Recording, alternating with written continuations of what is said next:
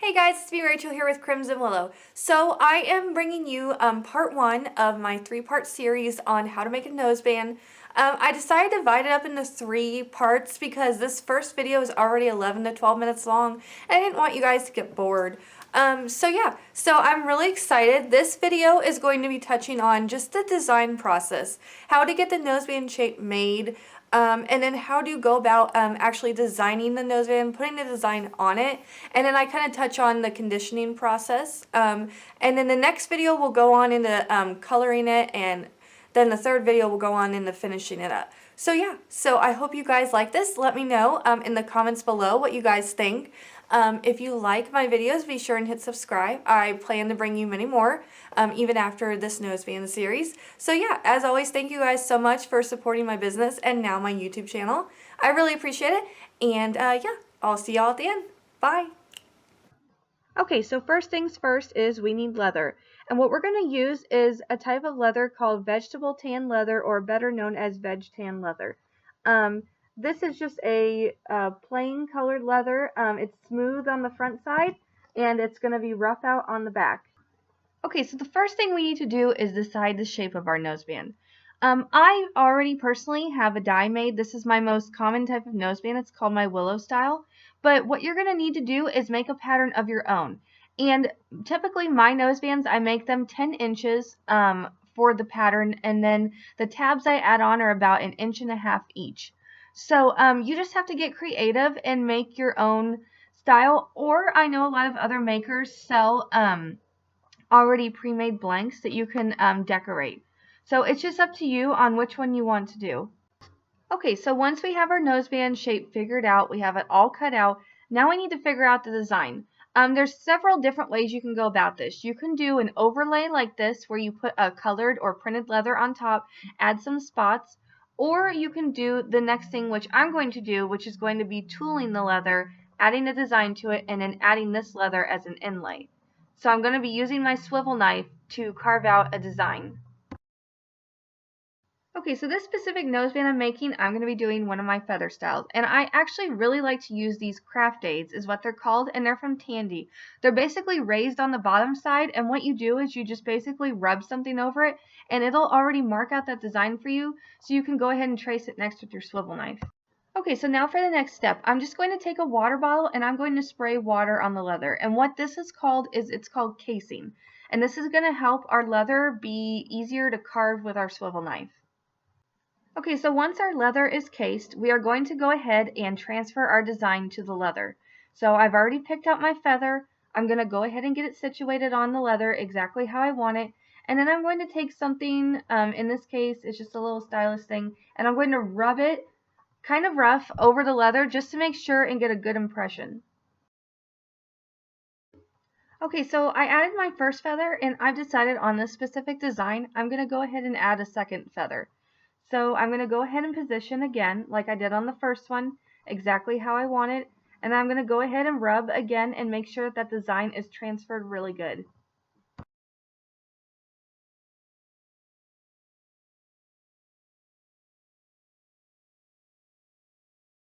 Okay, now I'm going to take my swivel knife and I'm going to carve out the design. As you can see, this is the type of blade I like to use. It's just a straight blade.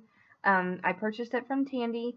And the one thing to make sure is that your blade is good and stropped, which means to sharpen your blade using jeweler's rouge or another type of medium like that. And I can make a separate video on that if needed. I'm not the best at it, but you need to make sure you have a good point. So now when we go ahead and we start marking out our design, as you can notice, our blade moves smoothly and freely through the leather, and we're able to get a good cut. No jagged edges.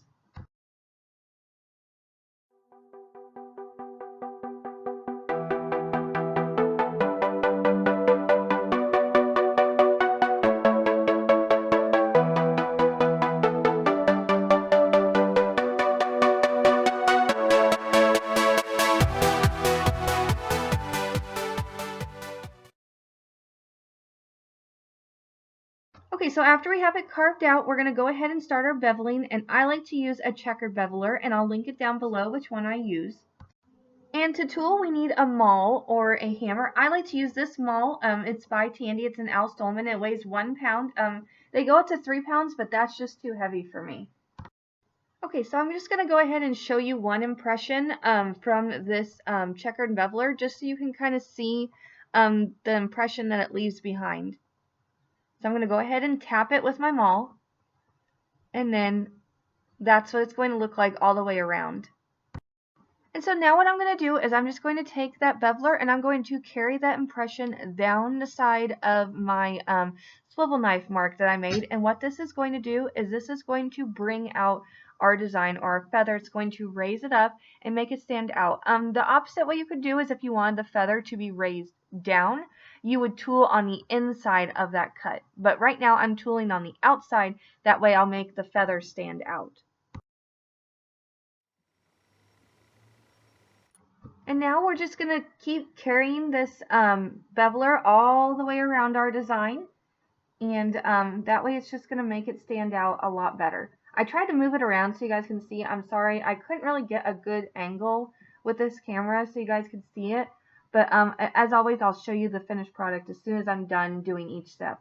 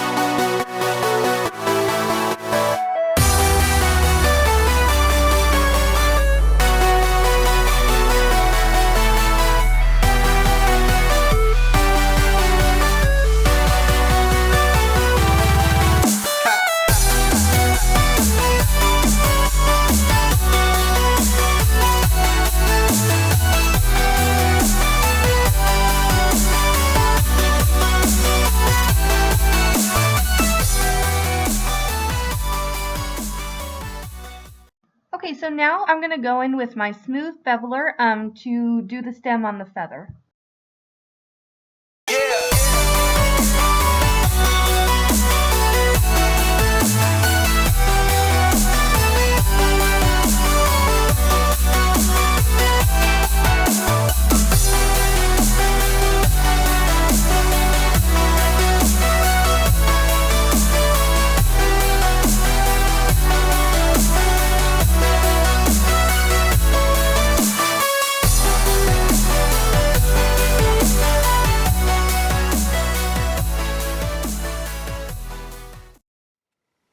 Okay, so now we have both feathers tooled. Now we're going to go on to the inlay. First off, you always need to make sure you have enough hide. That way that it can be properly fit into your inlay. Next I'm going to be doing is marking out my inlay. And I actually have a video called How to Make an Inlay. It's on my channel. Go and look it up. And I describe this process more in depth. So what I'm going to do here is I'm going to mark out my 1-inch point for my conchos. And then the next thing I'm going to be doing is I'm going to be drawing out my inlay. And I'm going to use a stitching groover. And I'm just going to mark along the edge, just drag it along there. And this just helps me have a nice even edge, which is going to make your product in the end look more professional. That way you're just sure that it's even and everything looks great. So I'm just carrying this down from my 1-inch mark all the way up to the design. I'm going to take it all the way to that feather and then make sure that it's continued on both sides. Now I'm going to go ahead and take my ruler and I'm going to draw a line from the top point to the bottom point, and that's going to finish off our inlay.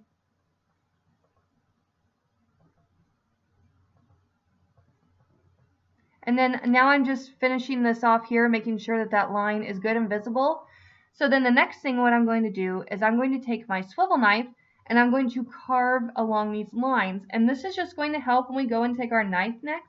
It's going to help the blade stay in point, and it's going to help our cuts be that much cleaner and that much nicer, and it's just going to help you control it better.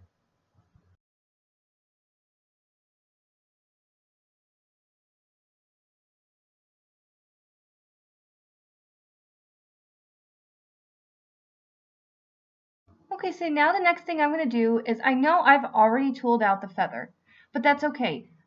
This is just what I like to do. This is my personal preference. I'm going to take the swivel knife and carve out the feather again.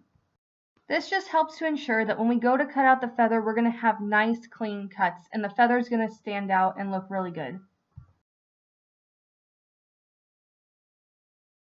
Okay, our next step is now to cut it out, and I use a box knife. That's just what I'm comfortable with.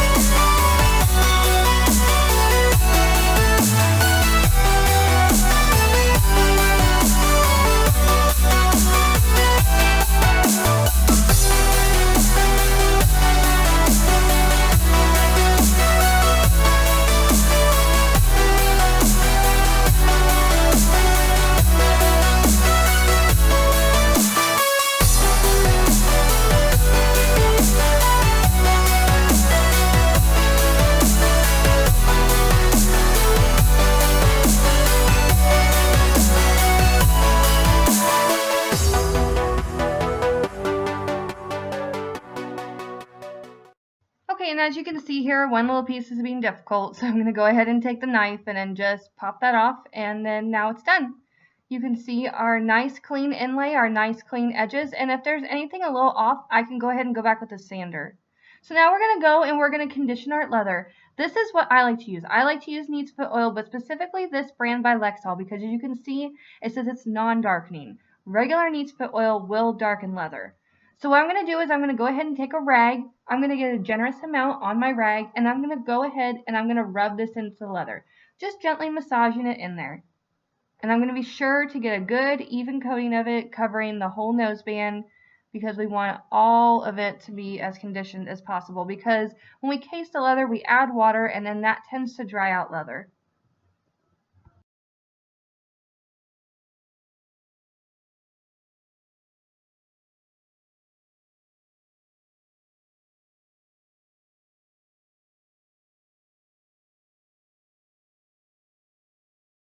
Okay, then now this next step, I like to take it and I like to add it to the inside and outside edges. I don't know, I could be the only one that does that, but I just like to be sure that my entire piece is wet, good, and conditioned.